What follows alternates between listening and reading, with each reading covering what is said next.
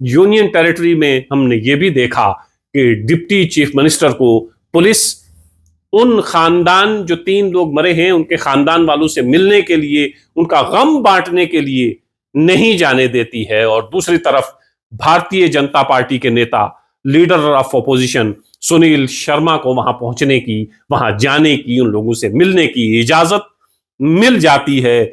यह देखना जम्मू कश्मीर में शायद बाकी रह गया था कि सरकारें भी बेबस हो सकती हैं, इतनी बेबस हो सकती हैं कि किसी खानदान का गम बांटना हो तो आप गम बांटने के लिए भी वहां नहीं पहुंच सकते हैं। जम्मू कश्मीर असेंबली में आज बहस देखने को मिली honourable chief minister Omar Abdullah और leader of opposition Sunil Sharma के बीच में।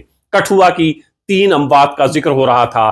चीफ मिनिस्टर ने कहा कि क्यों पुलिस ने डिप्टी चीफ मिनिस्टर को वहां जाने से रोका और लीडर ऑफ ऑपोजिशन वहां पहुंचते हैं, तो पुलिस के ऊपर सवाल उठाया चीफ मिनिस्टर उमर अब्दुल्ला ने, तो लीडर ऑफ ऑपोजिशन खड़े हो जाते हैं।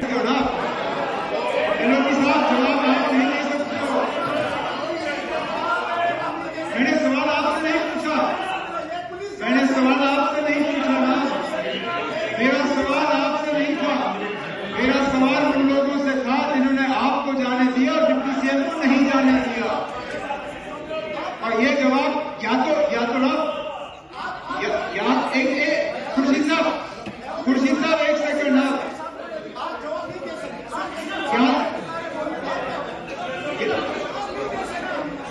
क्या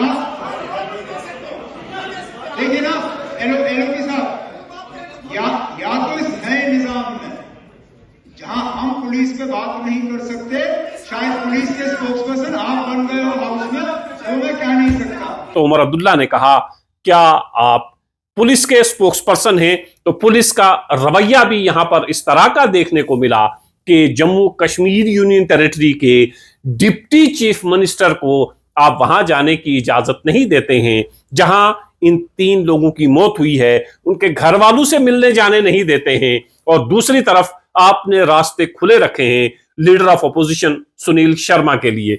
कल भी हमने एक वीडियोस देखे थे जहां चौधरी लाल सिंह वहां जाना चाहते थे, चौधरी लाल सिंह को रास्ते में रोक दिया गया, लेकिन लीडर ऑफ ऑपोजिशन वहां पर पहुंचते हैं। हमने यह भी देखा कि डिप्टी चीफ मिनिस्टर को वहां जाने की इजाजत नहीं दी गई, लेकिन वहां पहुंचते हैं leader of opposition Sunil Sharma. इससे आप ये अंदाजा लगा सकते हैं कि दिल्ली जम्मू और कश्मीर को किस तरह देख रही है, दिल्ली जम्मू कश्मीर की सरकार को किस तरह देख रही है, और जम्मू और कश्मीर की सरकार भी अपने आप को कितना बेबस महसूस कर रही है कि उसी के यूनियन टेरिटरी में एक इतना बड़ा हादसा हो जाता है, 3 बेगुनाह लोगों की जान चली जाती है और उनके घर जाने की इजाजत जम्मू और कश्मीर के डिप्टी चीफ मिनिस्टर को नहीं दी जाती है। इजाजत दी जाती है तो leader of opposition Sunil Sharma को। और फिर असेंबली में हमने ये भी देखा कि जब चीफ मिनिस्टर उमर अब्दुल्ला ने सवाल उठाया क्यों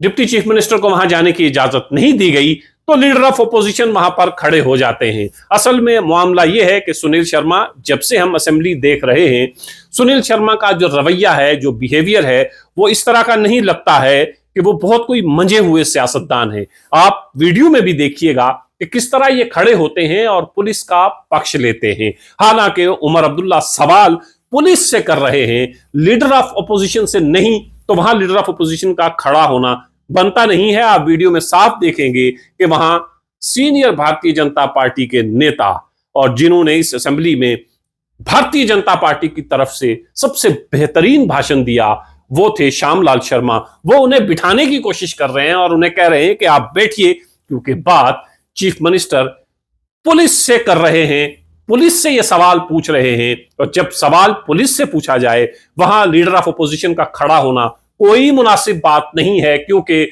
आपसे मुखातिब ही नहीं हुआ जा रहा।